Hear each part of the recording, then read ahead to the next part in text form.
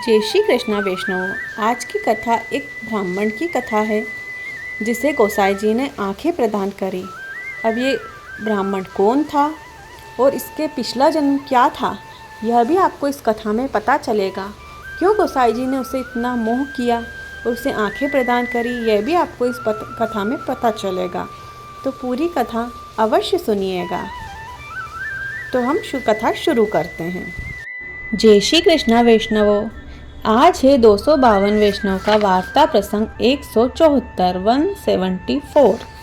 इसमें बताया है श्री गोसाई जी का सेवक धर्मदास ब्राह्मण है जो गोसाई जी का भक्त है और जिसे गोसाई जी ने आंखें दी हैं, जिनकी वार्ता का भाव है।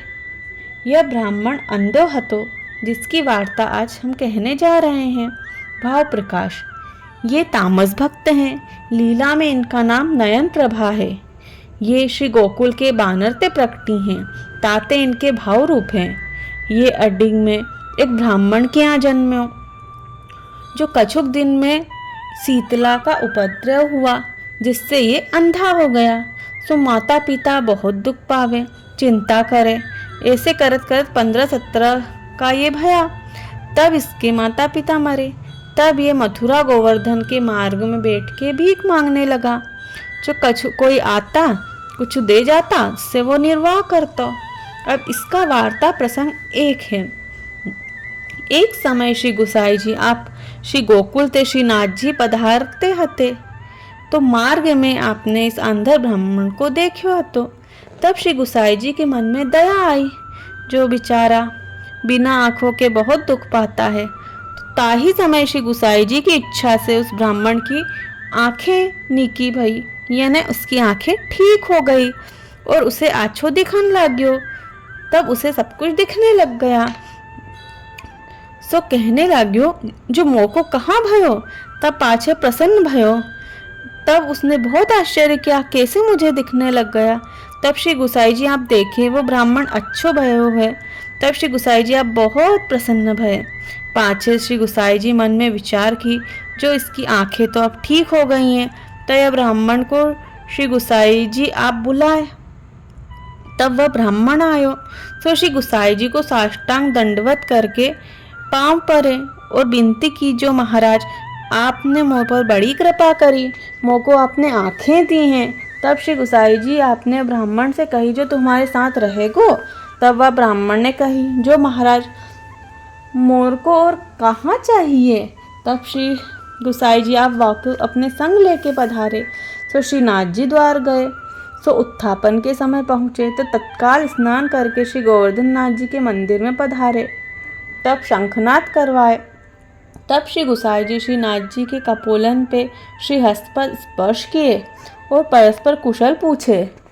तब कहे, जो भली करी अच्छी करी, जो आंखें दे दी तुमने, अब सेवक करो। ऐसा श्री गोसाई जी ने श्रीनाथ जी से कहा। तब श्री गोसाई जी आप बाहर पधारी के वहाँ ब्राह्मण को नाम दीनो।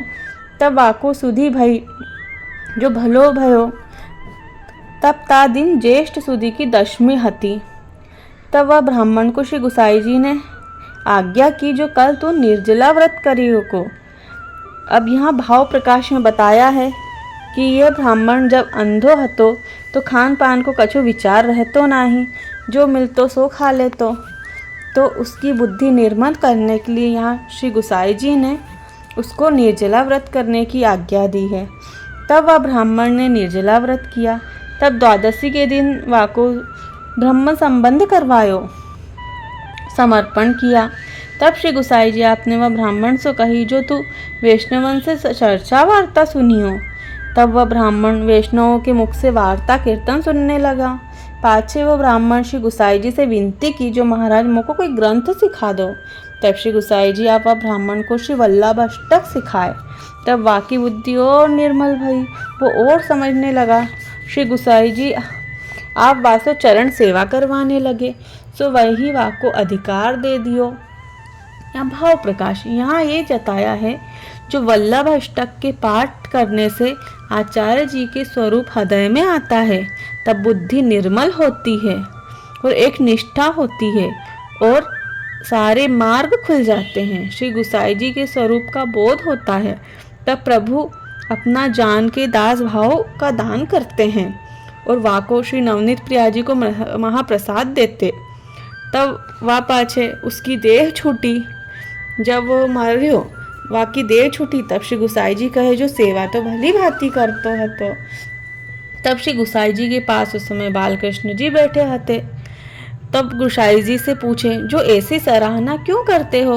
वहाँ पे कृपा तो आप ही ने की, वहाँ को आंखें आपने दी, फिर संग भी रखियो, उसको सेवा भी दी, ताकि यह सब उपकार आपने उस पे किया है, तो सराहना करने का कारण क्या?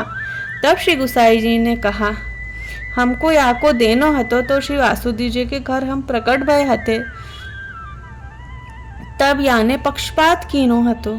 तब उनने पूछी केसो पक्षपात? तब उन्होंने कहा यह कंस का खवास हतो। उस समय यह कंस का खवास था। तो याने कही हती जो बेटा नहीं बेटी भई है। तब यह सुनते ही कंस ने इसको मार दियो हतो। ता समय से ही हमें इसको बड़ो मोह कियो। तो अब ये मुरारी दास बन के याको नाम होएगो और हमारो ये खास वैष्णव होएगो। तो ऐसा वो धर्मदास श्री गुसाई जी को ऐसो परम कृपा पात्र भगवती हतो, तातो इनकी वार्ता को पार नहीं सो कहा ताई कहिए। तो वैष्णवों इस वार्ता प्रसंग में ये जताया है भगवान बहुत ही दयालु हैं। देखिए जैसे उस ब्राह्मण को उन्होंने दया करके आंखें दीनी हैं। और सबसे बड़ी बात ये कंस के यहाँ खवास होता है। खवास था जब भगवान का जन्म हुआ था, तभी भगवान ने इस पर कृपा कर दी थी। तो भगवान की कृपा से ही सब कुछ मिलता है वैष्णवों। प्रभु करे जिस तरह से भगवान ने अपने सभी वैष्णवों पर 252 वैष्णवों पर कृपा करी, प्रभु आप पर भी अपनी कृपा बनाए रखें।